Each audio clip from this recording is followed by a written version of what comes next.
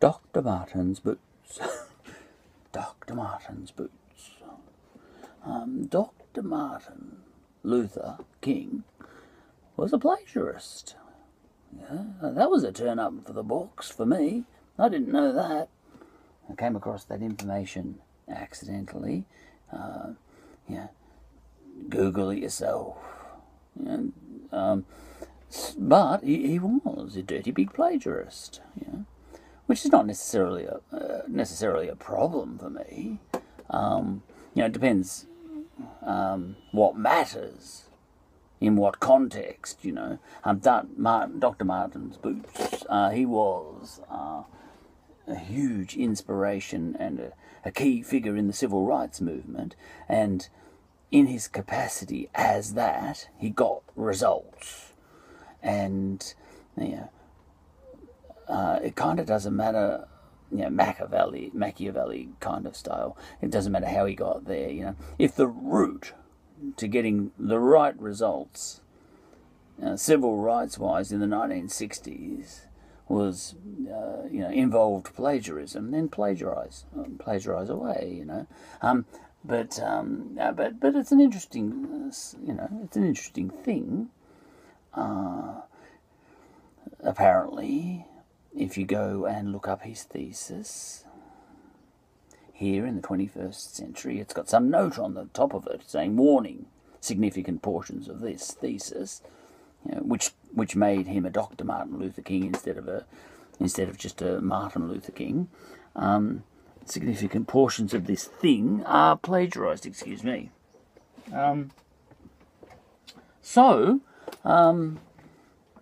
Look, it's just interesting, and it doesn't diminish his career as a civil rights inspiration. On that, he remains untarnished. And as I say, it doesn't matter whether if he got the right result, civil rights wise, then in the civil rights context, the result is all that matters. Machiavelli style.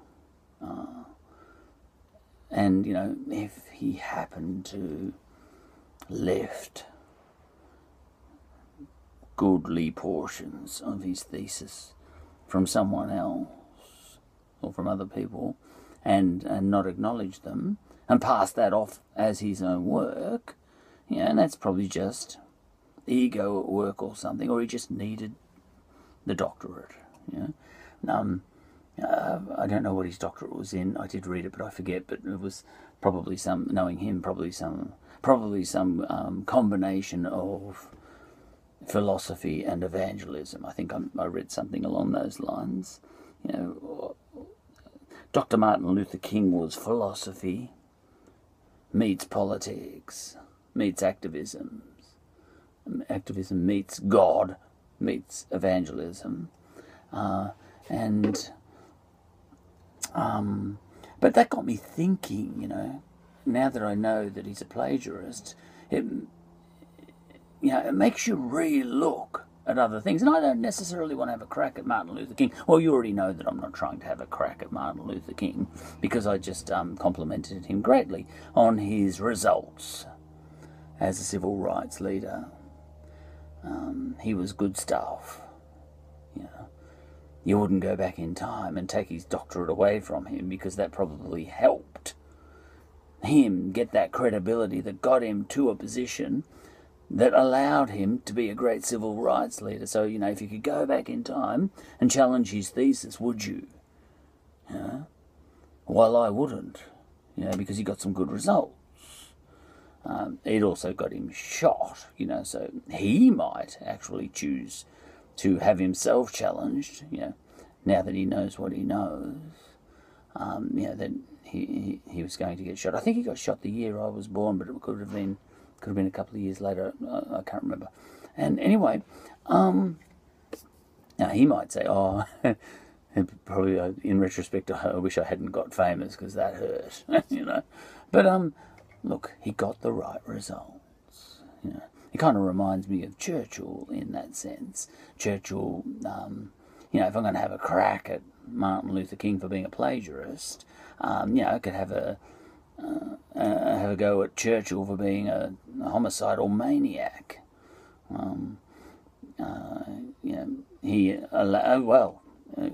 Google,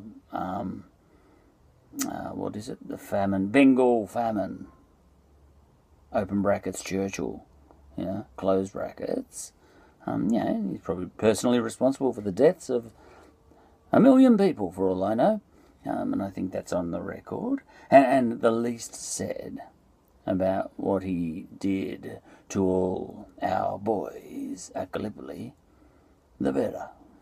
And all that sort of stuff, It's hard to be a great man or a great woman without having some faults, without having some flaws, and without being a narcissist and all those sorts of things. You need to be all those things to get the right results.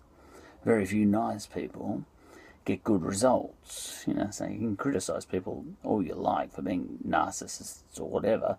We need them to be. I'm not a narcissist, but I'm not achieving anything. So what do you want? Do you want Martin Luther King heading up your civil rights sort of movement? Or do you want Charlie heading it up? So, getting up in wherever that bloody obelisk is, and saying, "G'day everybody, I'm from Australia, and I don't actually care." That's not gonna work. Someone asked me about that today, or someone was talking about African Americans actually, and I said, I care about, there was an inference there that I don't care much, and I disagreed. I said I do care about African Americans, about as much as I care about Egyptians, is what I said. Now, why should they be any more relevant to me? And they're not, but doesn't necessarily make me a bad person. But look, enough on me, because I'm pointless. Let's get back onto these people who are pointed. Martin Luther King, Dr. Martin Luther King, and I think he's a legitimate Dr. Martin Luther King, because there was in the article I saw, someone made the point. Yes, he plagiarized his thesis and passed it off as his own, passed off the work of other people as his own work.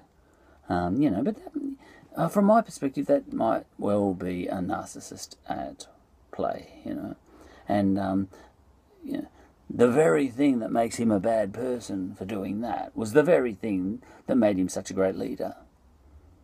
It's not necessarily a black mark against his name. It's a black mark, probably honesty-wise, but his aims might have been bigger than truth, and that can be a thing, that you need to take into consideration. I haven't got a problem with it. Anyway, Martin Luther King, plagiarist, dirty big plagiarist, right? Winston Churchill, axe-wielding, homicidal maniac, and so on and so forth, All right, so let's get stuck into the great people from our shed.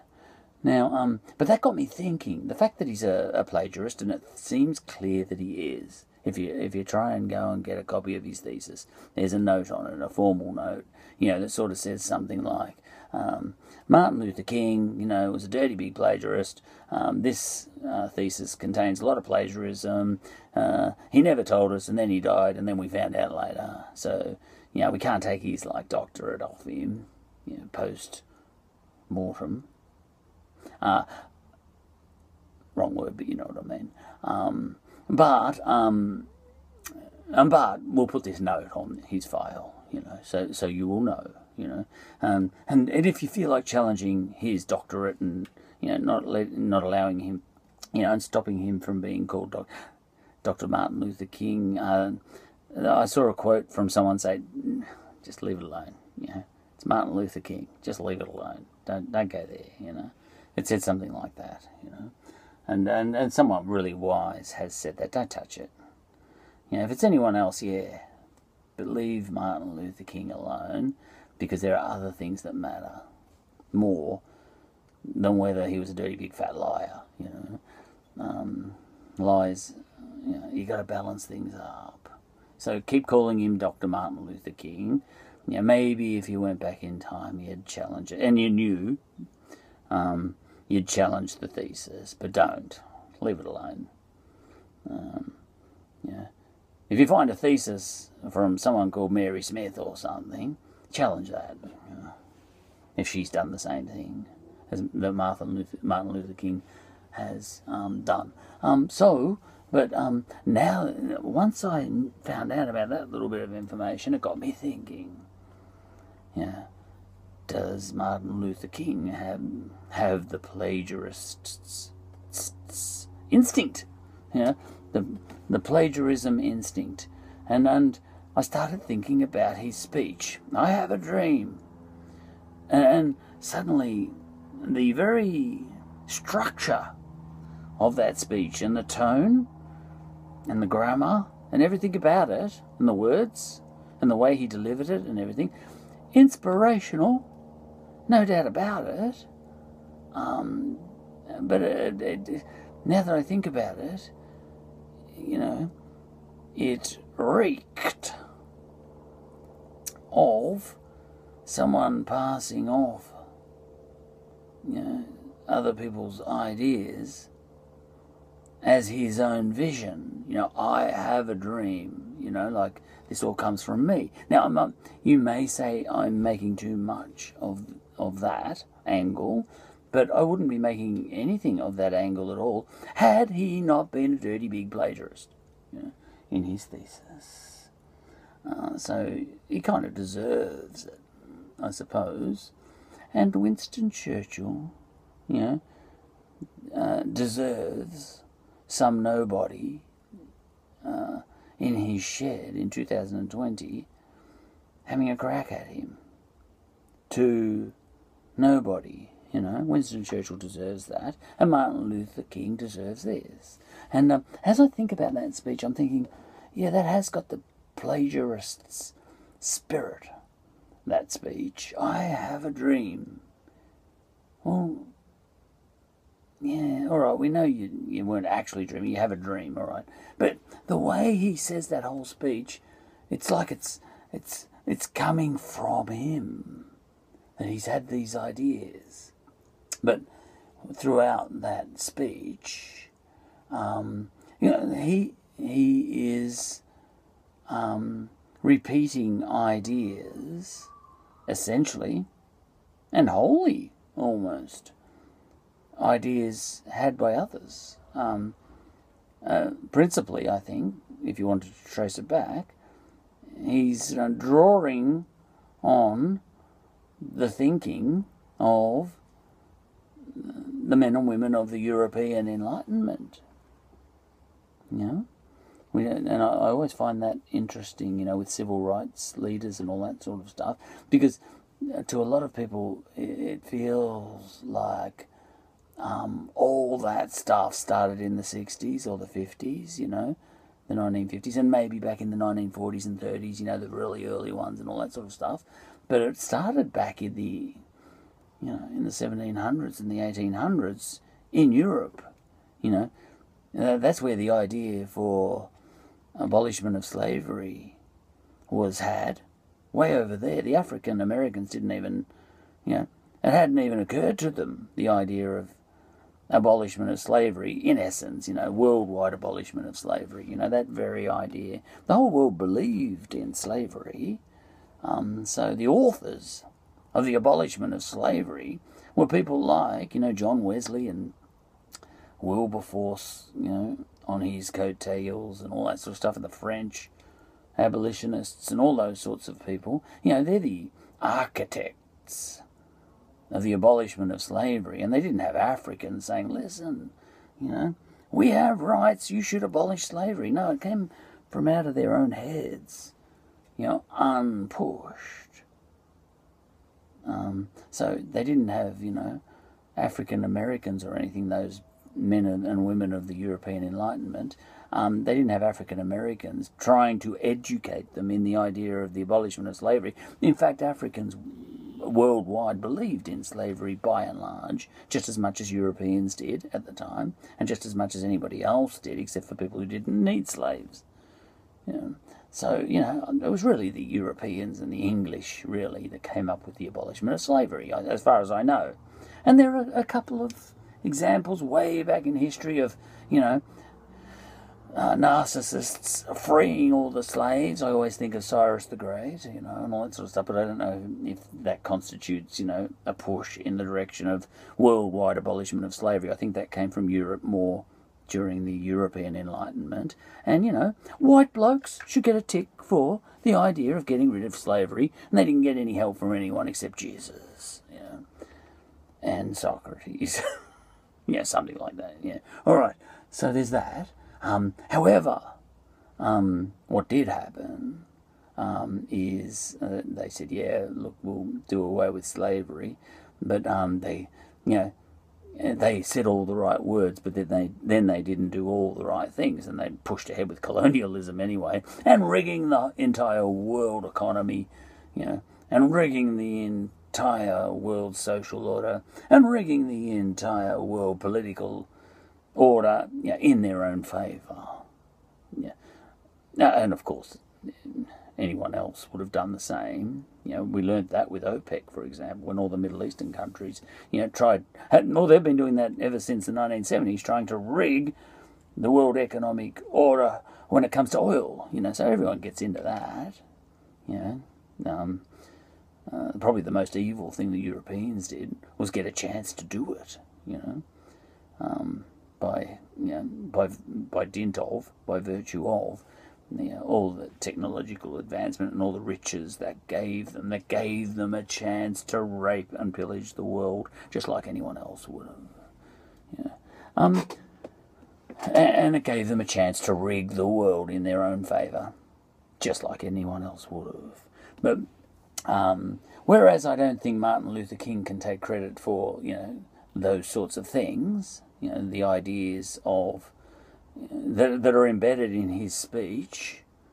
Look, there are ideas embedded in his speech that didn't come directly from the European Enlightenment, but the essential structure of his speech, he should have said, I'm about to give you a speech called I Have a Dream, and it draws, you know, and I'd like to acknowledge my sources and pay homage to the European Enlightenment thinkers for even giving me a chance to even have this dream. You know, it would never have occurred to me had it not been for them. You know, but then he could have said, however, even beyond what they said, you know, because they educated me in all this sort of stuff, liberal thinking, you know, and I don't mean liberal in the American sense, you know, the modern Democrat sense. I mean liberalism, you know, liberalism. Everyone on the left and the right is a liberal in the modern world, you know, because it's not a divine right monarchy. All right, that. Yeah, we're all small L liberals, whether we're conservatives or whether we are, you know, in the modern world, we're all small L liberals. Forget this capital L versus small L stuff. We're all small L liberals, and you know, and the right should not cede the word lowercase liberal to the left. You know, the conservatives should not cede the word lowercase l, you know, liberal to the progressives. Both sides are liberals, and no one should allow the other side to have that word. Right, that said, Martin Luther King, yeah, liberalism has its fault. Liberalism itself has its faults, and that was well debated in the early 20th century, I hear. Yeah, by Americans especially. I think they were a big deal in challenging the idea of liberalism itself, that is the left and the right, you know, conservative liberalism and the other one, progressive liberalism and all that sort of stuff. And even civic, you know, there are anarchists who say do away with civics, you know, which means do away with civil rights, you know. Now, can an anarchist listen to a civil rights leader? You know, because to be a civil rights leader, you have to acknowledge that, you know, the civil structure is something you adhere to in order for you to be able to be equal under that civil structure. You know, the anarchists will say something completely different, and will say throw it all away. You know, we don't believe in civil, you know, like the anarchist doesn't believe in civil rights because they just want to knock off the entire civil structure, you know, and have none or something. But anyway, back to Martin Luther King, plagiarist. Look, he's not entirely a plagiarist, I'm sure. None of us are. But you know, a lot of his thesis would have been his own work, but a lot of it wasn't. Now, a lot of his speech, he really should have acknowledged the European Enlightenment thinkers, I think, you know, for giving him the basic ideas of what all that was about, you know, just the idea. You know, because back in the old days, it wasn't a case of that slave masters believed in slavery and slaves believed in the abolishment of slavery. That wasn't the way it was at all. You know, really, on any continent, the rule in the heads of people was that the slave master was glad he was a slave master and but believed in slavery itself, and the slave also believed in slavery but wanted to be the slave master and wanted the slave master to be his slave, to turn the tables. Yeah, but no one really was, for a long, long time, 1,000 years, 2,000 years, no, 3,000 years, nobody was thinking of actually getting rid of slavery because it was required as a civil structure, you know.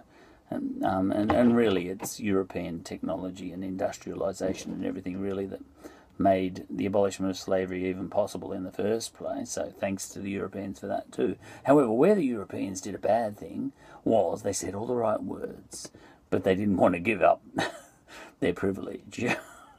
And who would in history? Nowadays we want to give up our privilege, some of us, but back then, if you gave up your, what they call white privilege back then, you were only one thing. Yeah, and you were only that one thing in the eyes of white people, black people, brown people, and yellow people, and everyone. You were an idiot. You'd have to be an idiot. You'd have to have rocks in your head. You know, like if England hadn't gone out, you know, empire building, England wouldn't exist. So if they hadn't done all that stuff, you know, they would have been wiped out by the French. You know, there's all these other considerations. It wasn't just casual empire building, it was survival.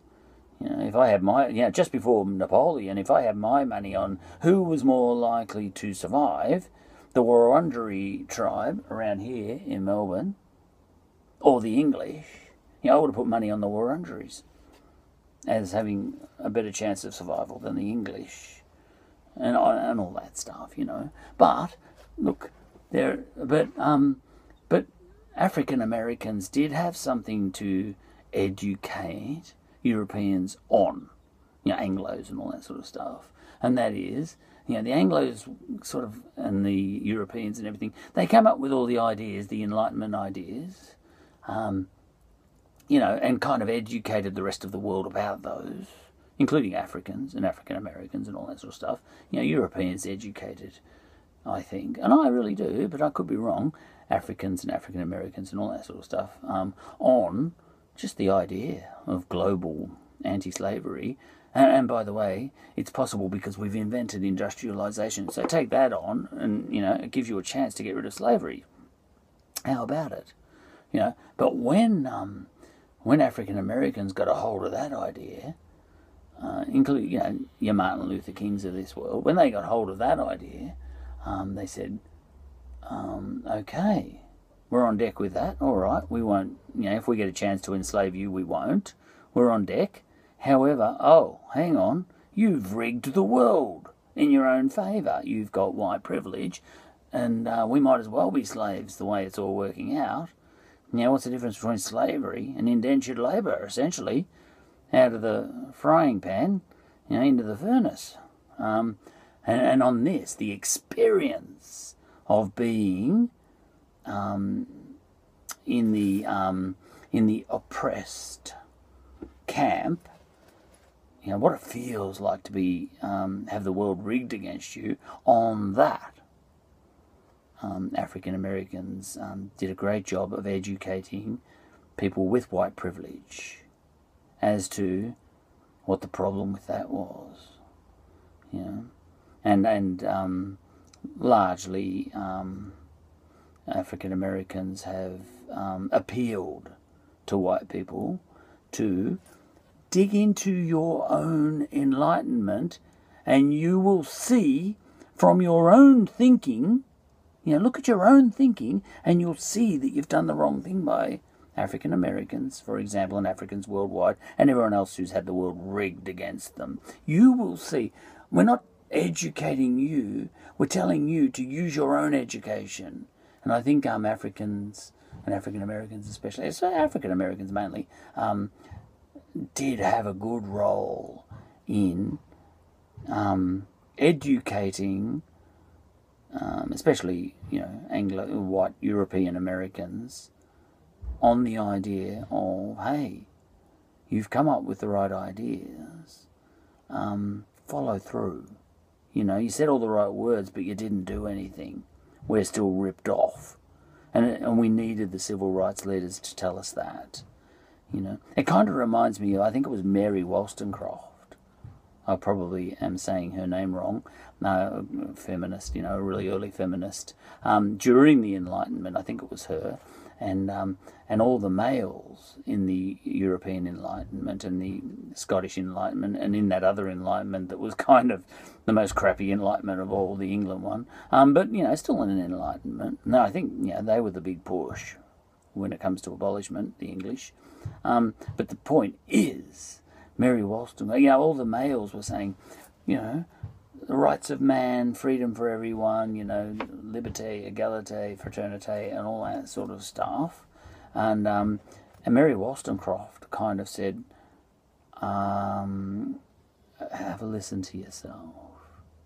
You haven't realised that all those words, you know, you haven't realised that they apply to women too. And even the really beautiful liberal thinkers of the time, in the Enlightenment men, yeah, it was kind of when Mary Wollstonecraft pointed that out, they went, how come we didn't think of that? Yeah? But these things are stepping stones, you know. Had the Enlightenment thinkers not thought how to make all men equal, you know, Mary Wollstonecraft couldn't have come up and said, what about women? You know, and then, you know, later on, African Americans couldn't have cropped up and said, what about Africans? Oh, yeah. Yeah, that sort of stuff, you know.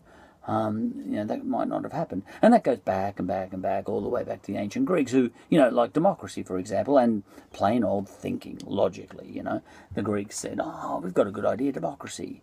All Greek citizens, you know, the elite, should be able to vote on the outcomes of what's good for Greece, you know, or the Hellenic world or something, you know, or Athens, you know. And it was only later that everyone said, why does it have to be only Greeks? Yeah. Oh, because we are the master race, you know, which they were, you know, at the time. But, and people say, oh, but that wasn't democracy. This is democracy. The Greeks didn't teach us anything. Well, they did, see, because they had to have they needed to invent the idea amongst the elites for you to be able to expand that to apply to everybody, and Rome did that to a large extent, especially. And then it grew from there, and now we kind of had this idea, at least, of worldwide suffrage and all this sort of stuff, you know, and women's suffrage and all that sort of stuff. Australia, the very first country in the world to have full political rights for women, you know, and that sort of stuff. We were the first people on the planet.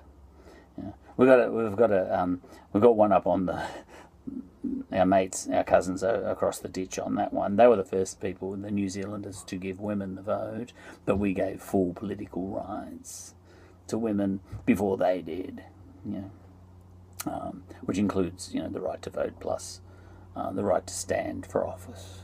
Yeah. That came from South Australia, and then, you know, spread out into Australia upon federation, all that sort of stuff. But the point is, the journey from being complete arseholes to being, you know, still arseholes, but a little bit better, is stepping stones. And the people who get us along the way are all good people because they're the best people in their times. It's like the worst people in these times is better than the best people in the old days, and the worst person in these days says, "Oh, wasn't that person a bastard?"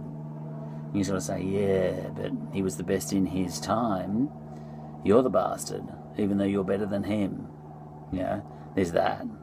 There's some people who are complete arseholes in the modern age wanting to pull down the statue of Captain Cook, when Captain Cook was at the high end of enlightenment in his age, and these people who are saying pull down his statue, they're kind of, in the cesspit of thinkers in the modern age, enlightenment thinkers in the modern age. They're just going along with the flow and all that sort of stuff, and they don't even know, a lot of them don't even know that Captain Cook was long dead before even the first fleet got to Australia, and all that sort of stuff. There's a lot of things that go on and on and on, And then he wasn't casually empire building, but he was kind of doing his job, and he was a scientist, and he was down here looking at the transit of Venus or something, moons and, science and all that sort of stuff. But anyway, whole other story. Martin Luther King, plagiarist. Great man. Full of admiration for him, because he was great in this way. An inspiration for civil rights. But he was a dirty big plagiarist as well, so he should be smashed for that. But only technically. Let it go. Let it go.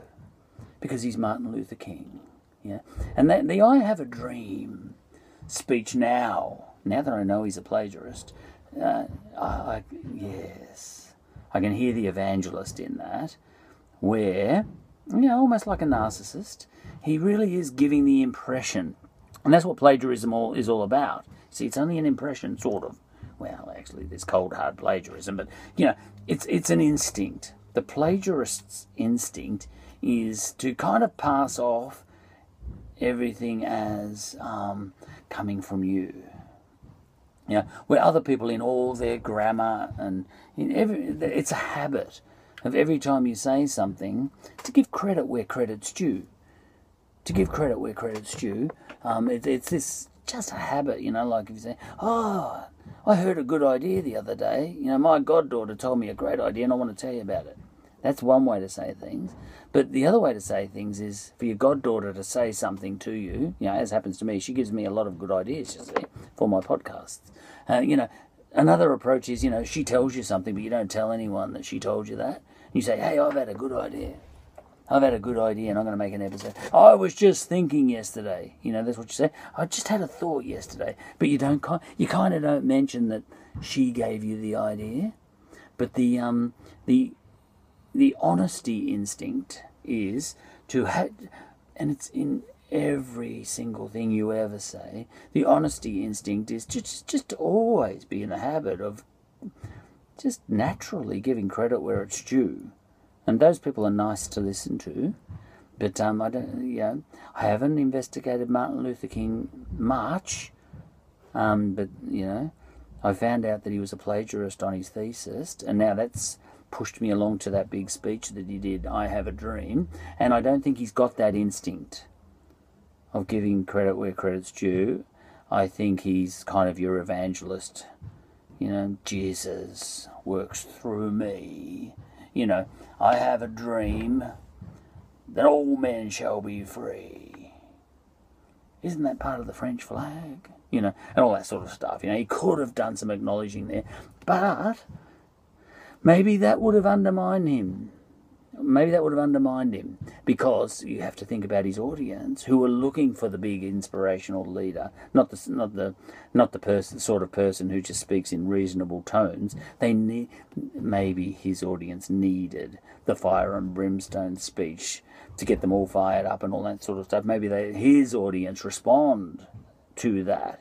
It's the difference. Speaking of that maniac Churchill, it's the difference between Martin Luther King's inspiring speech, "I Have a Dream," and Winston Churchill's inspiring speech, "We shall fight them on the beaches." One of those, and these are two narcissists, maybe, I don't even know what a narcissist is. My goddaughter does. But a narcissism. Yeah, don't worry about that. I don't even know what it is. Listen to those two speeches side by side. And it's all about their audiences. It's not about them. It's not about Churchill. And it's not about Martin Luther King. There could not be two speeches that are more different from each other. They're worth having a listen to. We shall fight them on the beaches.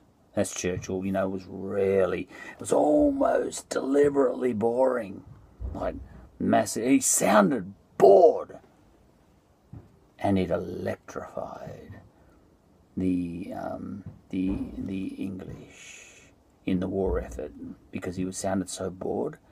Yes, we shall fight them on the beaches, and we shall never surrender. And that's about as excited as he got. And it almost sounded like he was falling asleep occasionally during that speech. Whereas Martin Luther King, compare that, and therein lies the difference between their audiences, the African American audience and the wartime English audience. It electrified the English when Churchill almost put them to sleep. And there's psychology in that, I'm sure. But Martin Luther King, his audience, I have a dream that all men shall be free. The whole evangelist thing.